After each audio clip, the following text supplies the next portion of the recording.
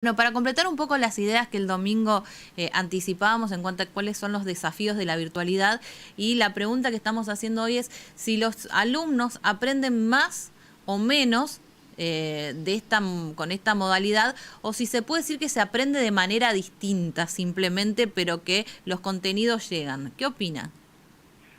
Y bueno, todo depende, por supuesto, del grado de conectividad como alcanza, porque la virtualidad está siendo como un privilegio en este momento, ¿no es cierto? Quien accede a la conectividad y pueda acceder a los contenidos, ¿no es cierto? Uno, como herramienta que se habla de las clases sincrónicas y las asincrónicas. ¿Qué es lo sincrónico? Que uno pueda participar de un Zoom, pueda participar de un Meet, de un chat en vivo en el momento. Y lo asincrónico es lo que lo puede abrir en otro momento diferente, ¿no es cierto? Como son los archivos, un video de YouTube, o un PDF. Y bueno, aquel que tiene conectividad para poder acceder digamos, a las clases sincrónicas, es el que tiene más posibilidades de generar el proceso de aprendizaje, en el sentido de poder preguntar en algún momento en vivo, mediante el chat o la imagen, que corre con una ventaja que aquel que no accede, ¿no es cierto? Entonces, no accede, digamos, a la conectividad y tiene que interpretar un texto, tiene que analizarlo por sí mismo, y que muchas veces por ahí, de acuerdo al nivel de estudio que esté, los asisten los padres, ¿no es cierto? Inclusive, en algunos casos se está conociendo que se está viendo como maestros particulares también como para ayudar, porque no todos los padres no Eso es están en cierto, condiciones aumentó mucho la demanda de docentes particulares. Hay padres que optan porque toda esa parte de la educación virtual la hagan casi de manera presencial con un docente particular. ¿Gus?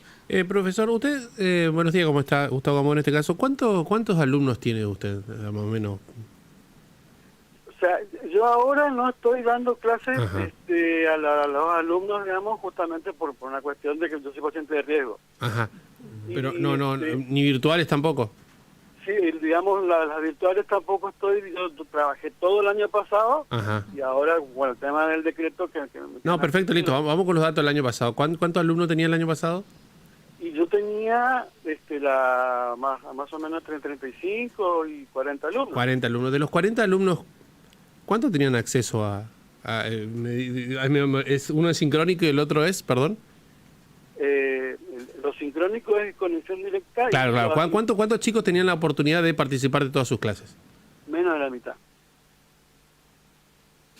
¿Y el resto no lo hacía por falta de conectividad, por falta de dispositivos o por falta de interés? Porque cuando nosotros planteamos estas consignas, muchos Pues padres creo lo que que hay un nos poco de plantean todo es también. eso.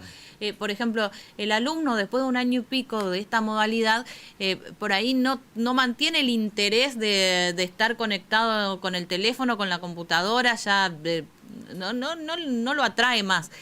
¿Usted evaluó cuáles son los motivos por los cuales la mitad asistía a las clases virtuales? Una de las cuestiones que nosotros, porque ahí fue que surge el trabajo de investigación que hicimos con la red de educadores innovadores, ¿no es cierto? ¿Cuál era la primera fotografía, que fue el año pasado, que se hizo en mayo, junio? Y después venía después la que hicimos este año. Pues entonces empezamos a hacer la investigación cómo se daba. Y la mayoría de los casos era sobre todo, digamos, en la cuestión de la educación pública, ¿no es cierto?, que la falta de dispositivos, porque por ahí justamente cuando había, por ejemplo, casos en que los padres iban y llevaban, lo único que tenían, digamos, para utilizar era el celular, y tenían Claro. muchas veces que esperar a que el celular llegue, y por ahí a sus casas, porque van a trabajar, y después muchas veces que tener acceso a Wi-Fi en sus casas también. Claro, los Entonces, dispositivos es uno de los principales temas, ¿no? También me planteaban en algunos casos, es decir, por ahí son varios hermanos y se tienen que ir turnando hasta que se Claro. desocupe la computadora que hay en la casa o la tablet Teléfono. que tiene en la casa. No, Sí, el en el teléfono. mejor de los casos. Cuando tenés computadora, digamos. Claro. Si cuando tenés el tenés teléfono de computadora, mamá y el teléfono de papá nada más y tenés 4 hermanitos, ¿qué haces?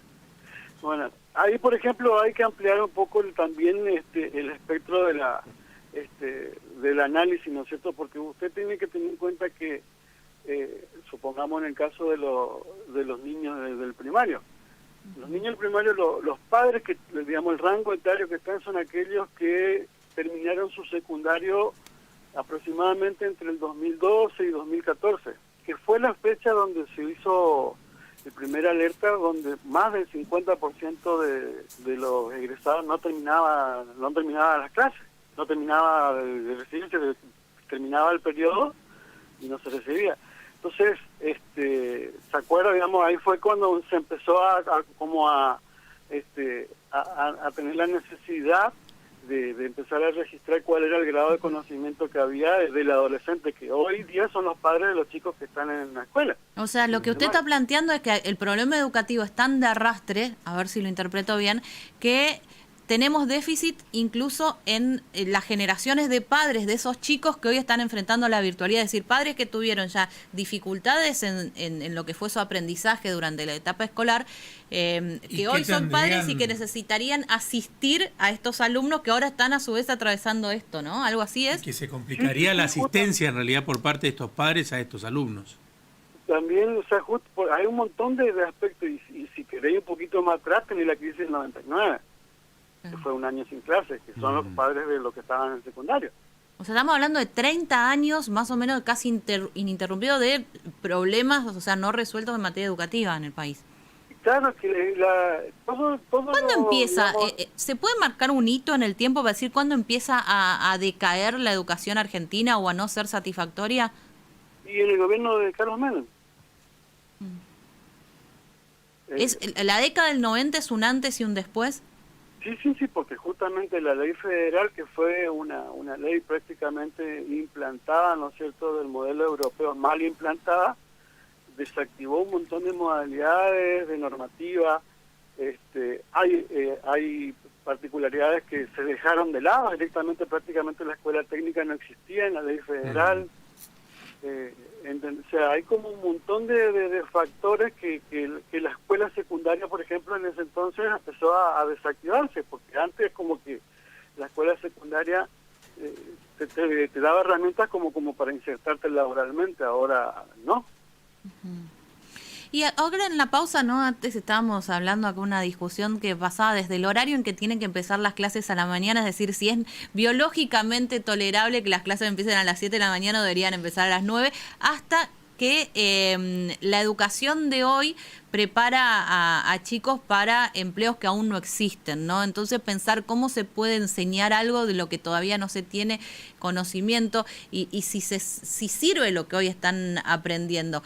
Usted que está mirando un poquito más sin el día a día de las clases, el tema educativo, y tuvo la posibilidad de viajar y comparar sistemas, ¿qué respuesta tiene a esto? Bueno, justamente hay dentro de lo que es los objetivos de desarrollo sustentable, ¿no es cierto?, de la ONU, tenés la parte del desarrollo de las competencias digitales. Las competencias digitales, son contenidos que apuntan, a desarrollar actividades que tienen que ver justamente con esto entre otras cuestiones, de los trabajos nuevos. Cuando uno habla de lo digital, la competencia digital no solamente está hablando de la utilización de un dispositivo, porque justamente una de las funciones nuestras como educadores es prepararlos para lo que se viene. Es cierto, estamos trabajando en cuestiones que no se saben. Entonces, ¿cuál es el camino? La creatividad, el desarrollo creativo, ¿no es cierto?, de que el alumno pueda, afrontar un problema nuevo y cuál es su capacidad de solución. O sea, que uno, entonces esa capacidad de resolución, de respuesta a un problema, es lo que le va a dar herramientas, ¿no es cierto?, para poder responder a nuevos requerimientos. Entonces, yo por decirte, el año pasado, por ejemplo, cuando estaba, porque uno pensaba también, hay como que cayeron varios mitos. Los chicos saben más que nosotros en el uso del celular, la computadora. Sí, pero para jueguitos. Claro. No claro. Para, entonces, y bueno, y ahí también implica que también nosotros empecemos a crear cuáles son las herramientas que tuvimos que ir aprendiendo sobre la marcha, en el sentido como al desatarse la pandemia el año pasado, ¿no es cierto?, que por ahí que se renovaba, que no teníamos como una estrategia que ahora, bueno, eso ya podemos, uno puede planificar en función, ¿no es cierto?, de la hipótesis de máxima y la hipótesis de mínima. Pero ahora, todas estas cuestiones, ¿se discuten en algún ámbito? ¿Hay posibilidad, digamos, de que llegue al ámbito del Consejo Federal de Educación, que es un poco la cocina de lo que después se baja a cada una de las provincias? Y el Consejo Nacional lo plantea, el Consejo Nacional Federal, ¿no es cierto?, ellos son reuniones donde existen los técnicos, los ministros de cada provincia, ¿no es cierto? Ese es el organismo. Y de ahí emanan, digamos, las principales particularidades que se van implementando. No en vano, digamos, tampoco hay que olvidar que cada provincia puede ejercer su autonomía. Entonces, hay contenidos básicos que hay, digamos, o acciones, como por ejemplo sea el protocolo. Yo por lo que vi mucho, ¿no es cierto?, que se trabajó y que es necesario, por supuesto, el ministro, digamos, de Educación habló mucho siempre sobre la parte epidemiológica, digamos. Y por ahí, digamos, tenemos que ver también cómo se van empezar a ver ya el día después. Y cómo, bueno, hablando de ese día después, porque en esto nos planteamos, ¿no? Algunos dicen, bueno, van a tener que ir a clases los sábados. O sea, la idea sería recuperar el tiempo perdido con más días de clases, con clases en las vacaciones, o por ahí no pasaría. Hay que revisar, aprovechar esto para hacer una gran revisión, porque el día después nos va a llegar en algún momento y lo estamos mirando muy a futuro y quizás sea, no sé, el año que viene. ¿Qué haces para más o menos nivelar a los alumnos? Además hay carreras, o sea...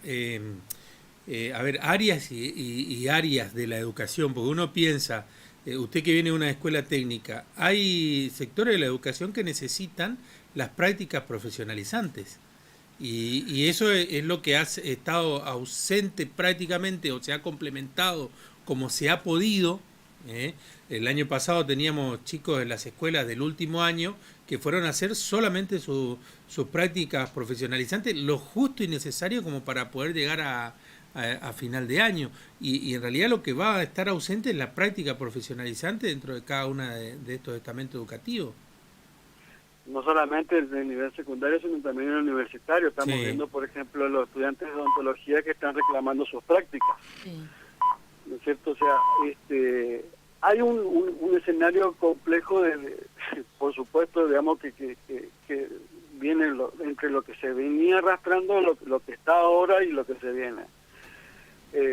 Había, digamos, la tendencia internacional antes de la pandemia orientaba, ¿no es cierto?, al trabajo, al home office, entre algunas de las cuestiones. Justamente por eso era que trabajar con un estudiante global, que tenga la capacidad suficiente de relacionarse con su medio local, nacional y después hasta internacional, y por eso era importante, es importante, ¿no es cierto?, la herramienta híbrida y el uso del idioma. Ahora, ¿cuál es la demanda laboral que vamos a tener también que hay que suplir?